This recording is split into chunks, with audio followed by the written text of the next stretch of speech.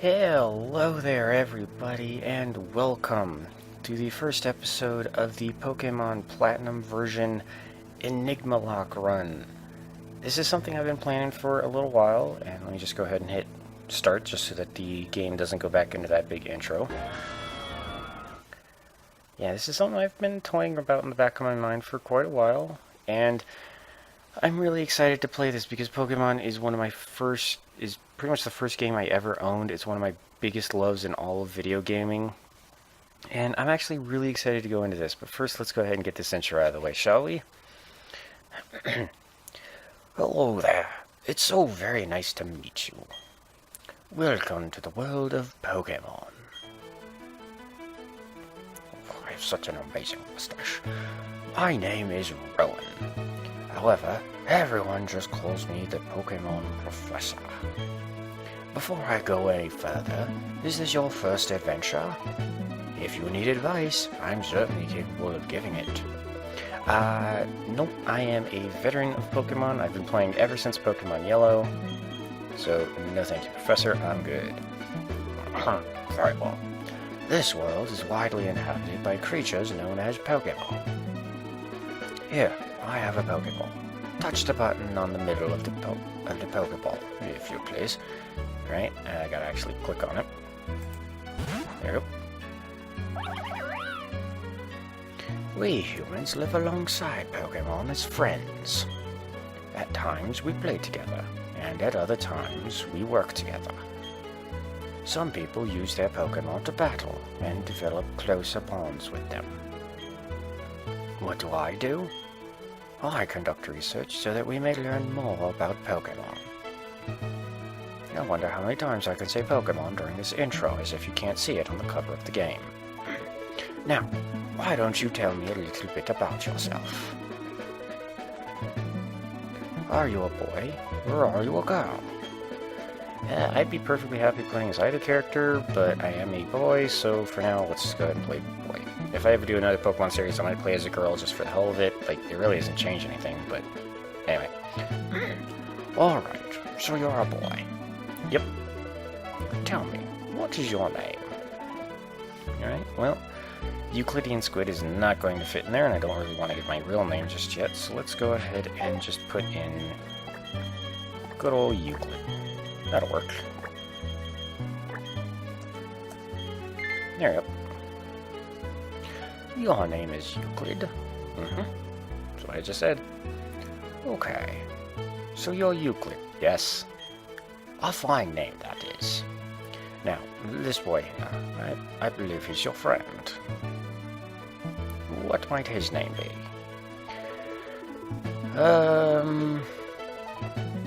You know what? Let's have a little bit of fun, shall we? For any of you that may have taken a peek at the Slime Rancher duo play I did with my girlfriend. There we go. I know that Bastis was a female god, and she herself is female, but why not? Let's have her along on the adventure. Her personality does not match this character at all, but I want to. Bastis, is it? That's your friend's name. Alright, Euclid. The time has come. Your very own tale of grand adventure is about to unfold. On your journey, you will meet countless Pokemon and people. I'm sure that along the way, you will discover many things, perhaps even something about yourself. Now, go on. Leap into the world of Pokemon. Oh, I wish I could join this world in real life. I love the Pokemon world. Alright.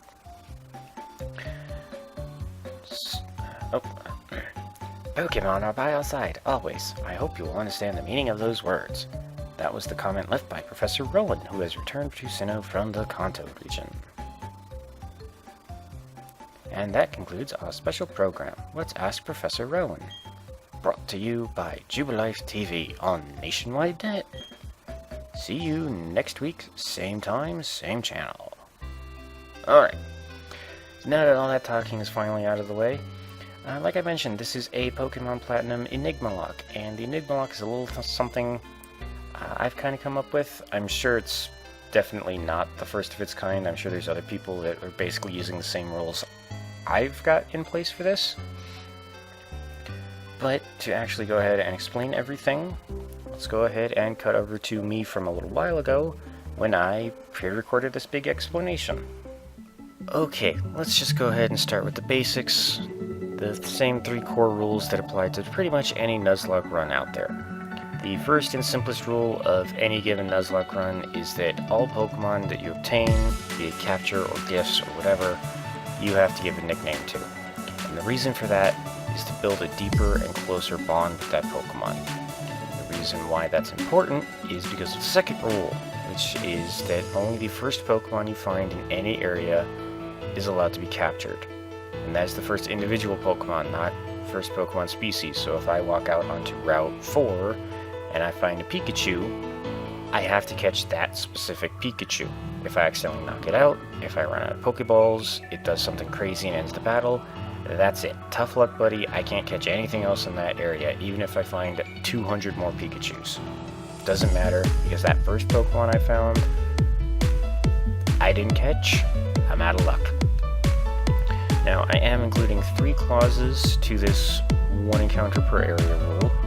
The first one is Dupe's Clause, which basically is that if I find, or if I would get a Pokemon as my first encounter that I have previously caught, so say I've already caught a Pikachu and I find a Pikachu for my first encounter, I can call Dupes if I want to, and basically re-roll the first encounter so that I don't have to go ahead and catch another Pikachu.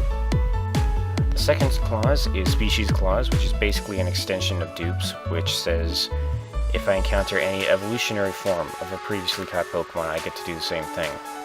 So, same deal, if I've previously caught a Pikachu, and I run into a Pichu or a Raichu, and I don't want that, I can say no thanks, re-roll the first encounter. And I can do this as many times as I want until I find a Pokemon I have not caught yet. So that's basically just a way to avoid having the same Pokemon take up encounter slots over and over and over again. And the third and final clause to this 1 encounter per area rule is that I'm going to be considering gifted Pokemon and static Pokemon, that is, Pokemon given to me by an NPC, and Pokemon that I actually have to go up and interact with, as their own special encounters, and they do not count as the encounter for that area. So, to use an example, back in Johto, there's a Sudowoodo that blocks your path at some point, and you actually have to physically interact with it to get it to battle you, to clear it out of the way so you can continue your adventure. Even though it is found on a route, because it is a static encounter and you have to interact with it to actually fight it, I would count that as its own separate encounter, so I get to try and catch it and whatever I'd normally first encounter on that route.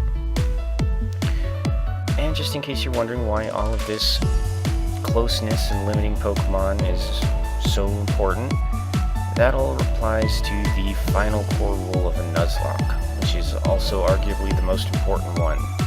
Basically, if any Pokemon faints, I'm not allowed to use it anymore. Now, traditionally, the rule is that you have to release the Pokemon that faints, but I'm just going to be storing them in like the last box of the PC, just to have a memorial so we can see all of the fallen friends that we will have lost along the way, and hopefully that won't be too many, but you just never know. And furthermore, there is no way around this rule. I cannot use revives, I cannot heal them at a Pokemon Center. Even if an in-game event of some kind were to heal them, I still have to box them as soon as possible and not use them again. Now that those basic Nuzlocke rules are out of the way, let's go on and actually explain a little bit about what the Enigmalocke itself is actually going to be. And basically the Enigmalocke is a really big, expanded sort of randomizer Nuzlocke. So we'll start by explaining the basic rules of a randomizer run. And in it, the main difference a randomizer run has as opposed to the standard games is that all of the wild encounters are completely randomized. If a route were to normally have Pidgeys and Rattatas running around, it will have completely different Pokemon instead. They could be evolved Pokemon, they could be unevolved Pokemon, they could be powerful, they could be weak. And in fact, the way I have it set up, there could even be some legendary Pokemon just freely running around on the route having a grand old time. Additionally, all of the Pokemon that trainers have are going to be randomized as well. Although in this instance, I do have a little bit of sanity applied to this, in that I have turned on what is called the same strength option. And basically what that means is that whatever Pokemon they would normally have, their randomized Pokemon will be about as strong as what they would have had. So if they normally have a Wurmple, they won't have a Wurmple, but they will have something of similar strength to a Wurmple. And this is done to kind of ensure that the trainer difficulty curve stays at least somewhat stable, and we don't have, wildly varying spikes of gym leaders having teams full of completely unevolved bug types, while the youngster just outside of town has a Groudon and a Rayquaza on his team, instead of the Rattata and Rattata he'd normally have, for example. And finally, the other main element of a randomizer run is that all of the items out in the world are randomized into something else. If it's normally a Pokeball, it could be a Great Ball, it could be a potion, it could be a Hyper Potion, it could be a Full Restore. I have no idea what it is until I find it and pick it up. Now, admittedly, I did turn on an option that should clear out more worthless items, primarily like mails and stuff that really don't have much of a purpose in-game, really. But old items like Mystic Water, Choice Bands, Focus Sashes, all of those can still be randomized up. Now, the one thing that items won't be changed into are TMs. And that is because wherever a TM is normally found, I will still find a TM there, but the number of the TM will be different. And additionally, the move inside the TMs is going to be different. So if a TM traditionally has Earthquake, it could have Splash, it could have Blast Burn, it could have anything in between. I won't know until I find it. And that only applies to items that I find out in the world and have to manually pick up. If it's something that somebody gives me, it will more than likely stay whatever it is they traditionally give me.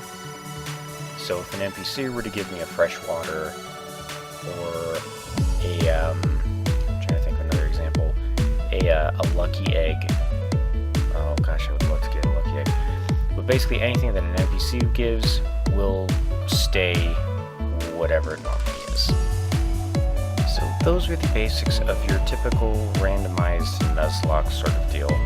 But the Enigmalocke takes everything quite a few steps further, particularly with the Pokemon themselves. To be specific, their typings, their abilities, the moves they learn by level up, even the teams they can learn from, have all been completely randomized. I will have no idea what it is until I try it.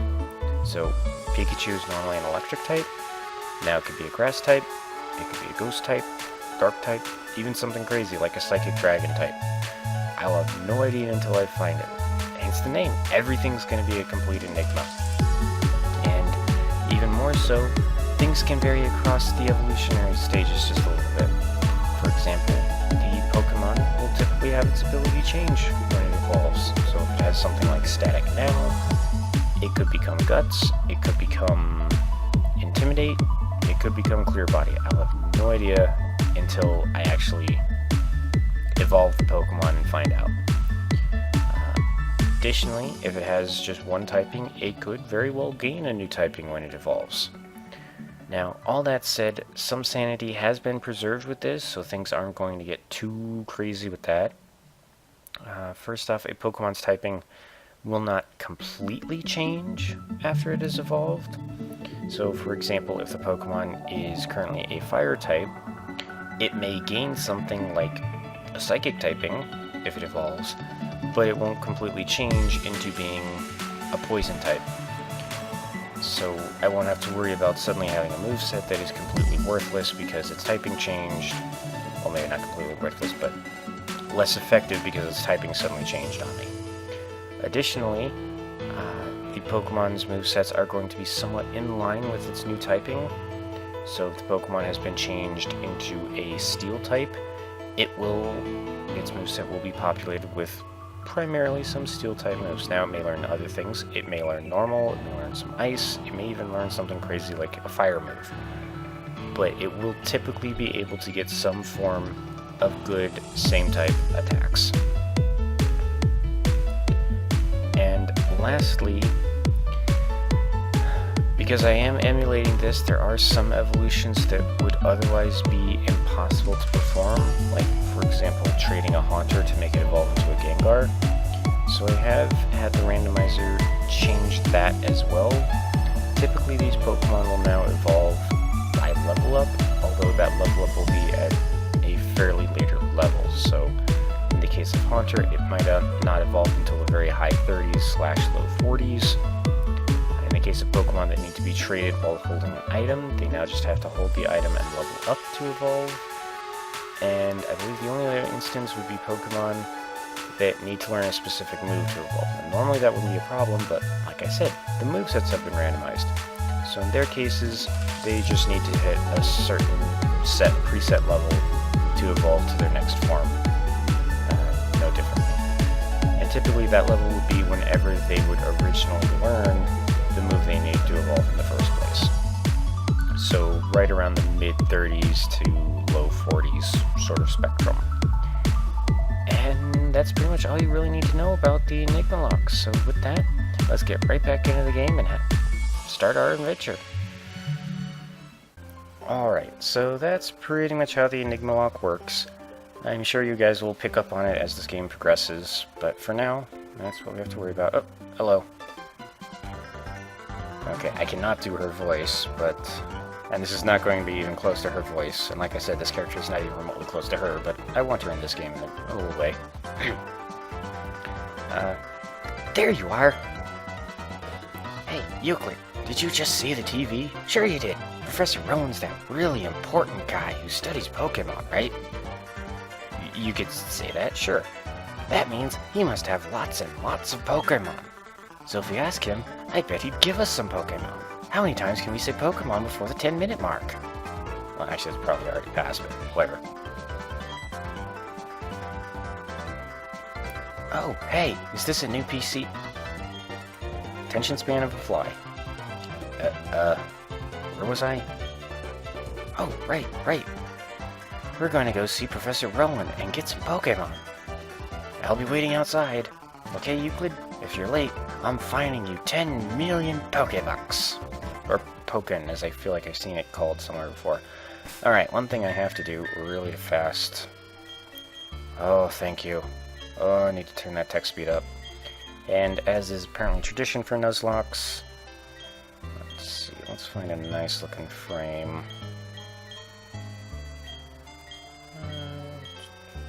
That one's actually kind of nice. Now, let me look at all my options. Now, let's go type 14. Alright. Yep. Okay. And, yep, as I imagined, I have nothing in my bag. Alrighty then. Now, I believe... Alright, this was the first game where the bag storage became infinite, so the least little Easter egg of you having a potion in your item PC straight off the bat no longer happens.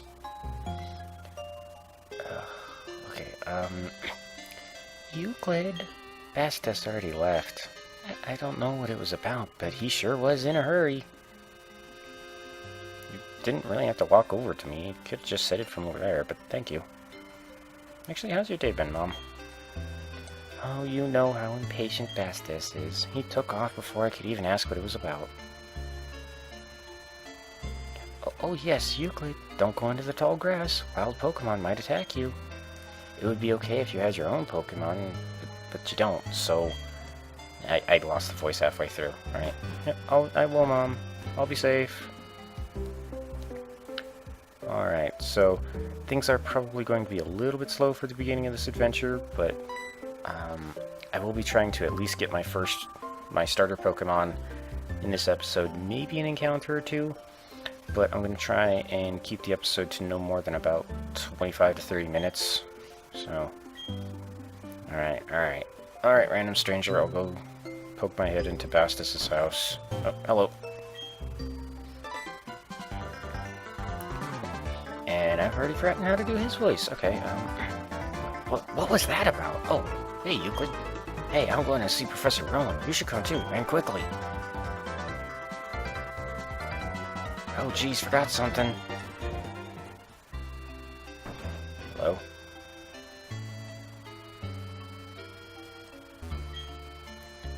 Oh, hi, Euclid.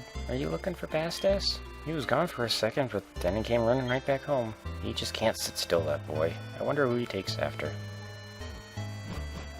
Alright, there you are. I'd better take my bag and journal, too.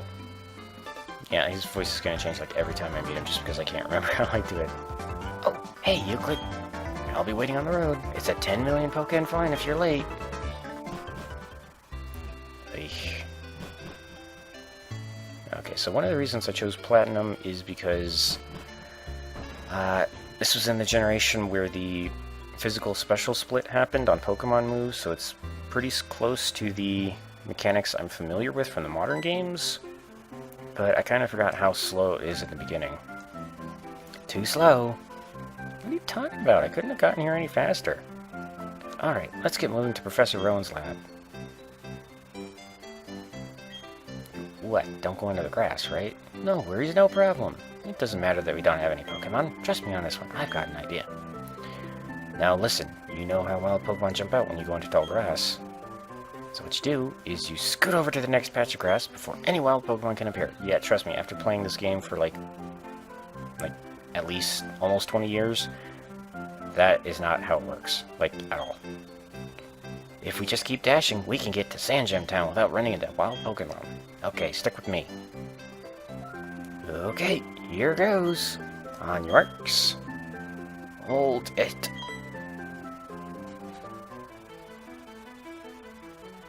Ugh. You two don't seem to have any Pokemon between you. Then what is the meaning of going into the tall grass? Stare down ensues. Hey, Euclid, this old guy. It's Professor Rowan, isn't it? What's he doing here? They tried to go into the tall grass because they wanted Pokemon. What to do? Sorry for the toenails when my dogs decided to walk around in the room a little bit.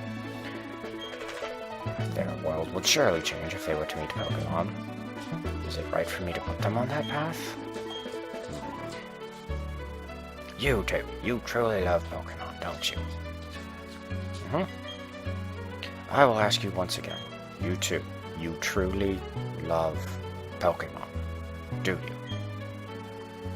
What? You can ask 100 times. The answer will never change. We'll both answer 100 times. We love Pokemon. Right, Euclid? Both she and I love these games. A pair of reckless kids who foolishly try to enter tall grass without Pokemon of their own. It worries me what people like that would do with Pokemon. Well, then forget about me, but give a Pokemon to my friend here. I mean, it was me who tried to go into the tall grass and all. Oh, how big of you. Very well then, I won't trust you two with Pokemon. I apologize for putting you through that exercise. However, you must promise me that you will never recklessly endanger yourselves again. Now then. Now.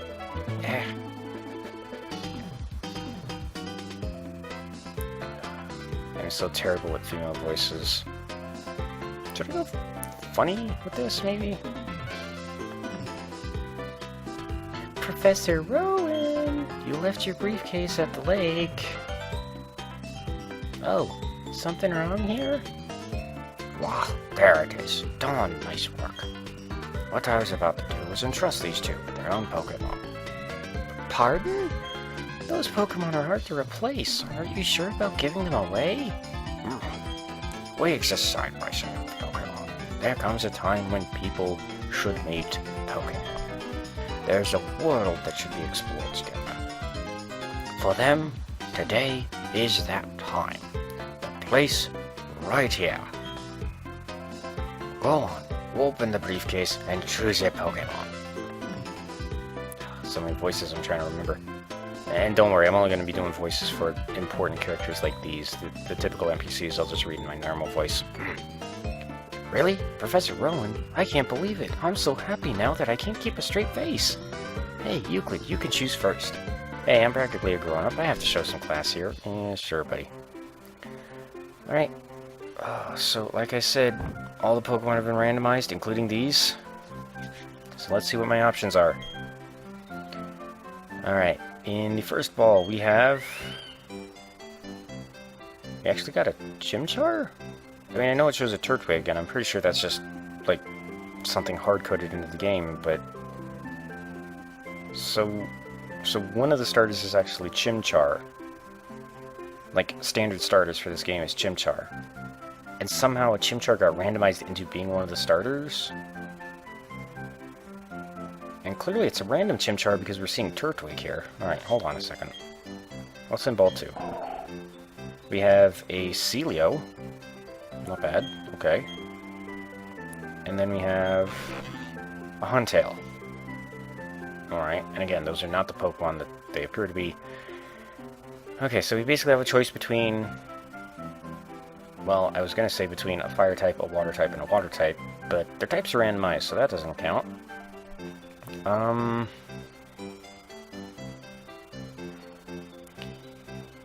You know, there's something oddly hilarious in the fact that we got a Chimchar randomized into one of the Sinnoh starters. And because admittedly, both Celio and Huntail are evolved Pokemon, I'm a little worried that they're going to be a bit too powerful for this early game when catching Pokemon is going to be very important. So I'm going to go ahead and take the randomized Chimchar. Then I choose you. I'm picking this one. Very well. Both of you have chosen a good Pokemon, it seems. Now, listen well. The Pokemon you have been entrusted with are unfamiliar with the world. In that regard, they're much like you. As fellow newcomers to the world, I hope you'll do well together. If you have any trouble, come see me at my lab in Sanjam Town. And now, we'll be on our way. Thank you. Professor, wait for me, please. I'm sorry, please let me pass. I wasn't in the way. But, alright. How do you like that? Professor Rowan's really nice. On TV, he seems so stern and scary. What up? Euclid, we've both got Pokemon now. There's only one thing to do, right? Are you up for this? Yep, here's the impromptu beginning rival battle. Now, one thing I do want to point out is that because I don't have Pokeballs yet, the Nuzlocke hasn't actually started. Just because at this point it's impossible for me to have caught any other Pokemon or encounters, so it's not fair to basically say if you lose, that's it, game over right off the bat. Anyway, I've always wanted to say this. The time has finally come. Euclid, I challenge you to a battle. Alright. I say we're past this. You got a Numel, alright? It's not too bad. Alright. Oh, I can't even look at my Chimchar's type. Okay. Oh, please don't be Bug Flying. That's like the worst defensive type. Well, there's only one thing I can do to actually do damage. This guy is actually pretty strong. Aurora Beam. Don't you dare. Oh my god, I am part flying, aren't I? Shoot. Well, we're getting off to a really great start, aren't we? You have Zap Cannon too? What the fuck? Okay, well, that was a crappy start. Okay then. Oh, come on, do I really have to, like, actually win this battle? Or not? Okay, fine, take my 40 bucks. Okay, well, it looks like this episode might actually run on a little bit long, but I do kind of want to just get out of this slog of the beginning, so... Okay. I don't actually remember how Platinum progresses all that well. Or all that accurately, I should say. How am I already at 30 minutes? Hold on. What's the matter, dear? Oh, that's what happened to you? Alright. Yeah, okay, so first thing is to go to Sand Gem Town. Oh yay, running shoes. I can actually move faster now. Sweet. Okay. So, yeah, yeah, just hold B to move faster. I get it. Alright. Sorry, I don't want this episode dragging on too much longer, but I want to get at least, like, one encounter? Oh my god, so much text. Yeah. You know that lake where we always play at? You know, they say legendary Pokemon moves here.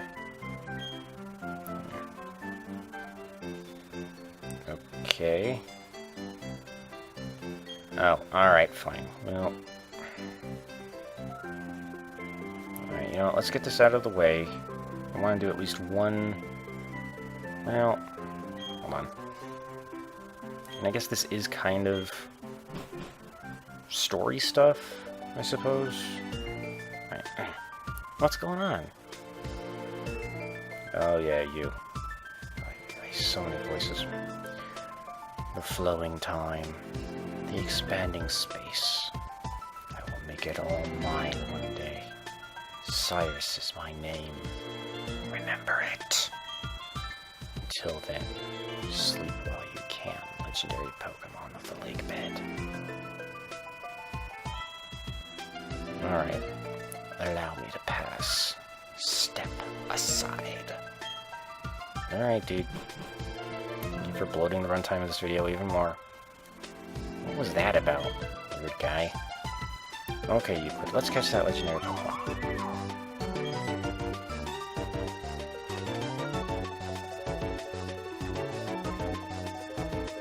Did you hear that, Euclid? That was the legendary Pokemon crying. That had to be it. Okay, this is our chance. Let's catch it. Forgetting something? Wait, what? We don't have anything on us. You know, Pokeballs. Okay, yeah, maybe I should end the episode just after this. Okay, hold on. P-O-K accent E balls. If we don't have those, we can't catch Pokemon or take them around with us. Do you think Professor Rowan would give us some if we asked him? You know, you remember what he said, don't you? He said to visit him at his lab if we needed anything. Okay, Euclid, I'll race you. First one to the Professor's lab in Sand Gem Town rules. Well, you will win because of the scripting of the game. And actually, let's take a look at this Chimchar before we end off the episode. Let's see. Oh no, you're just a pure flying. Okay. That's not as bad as a bug flying would have been. He's brave nature. Highly curious. I believe I get to nickname him once we do get to the Professor's lab. Ooh, and Frisk.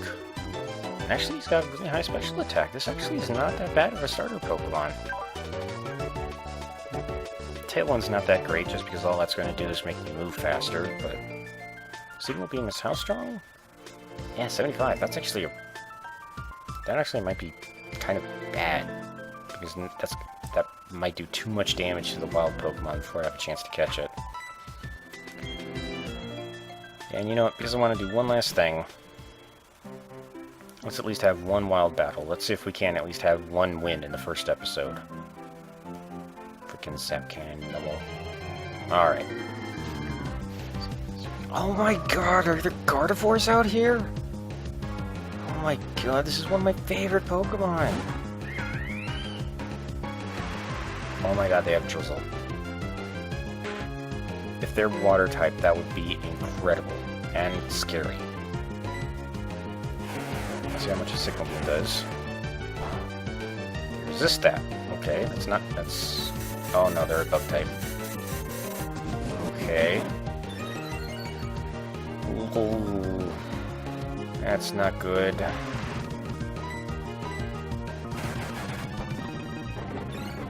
Okay, so that's bulk up and defense...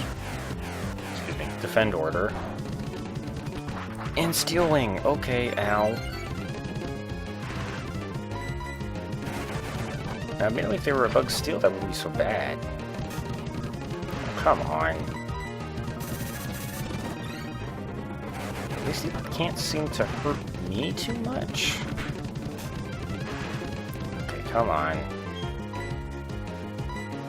Crap. I don't have any items. Can I run? Alright. Well, that's not a promising sign, but... Alright, So, turns out this episode is actually going to end with me running back home with my tail between my legs so I can heal.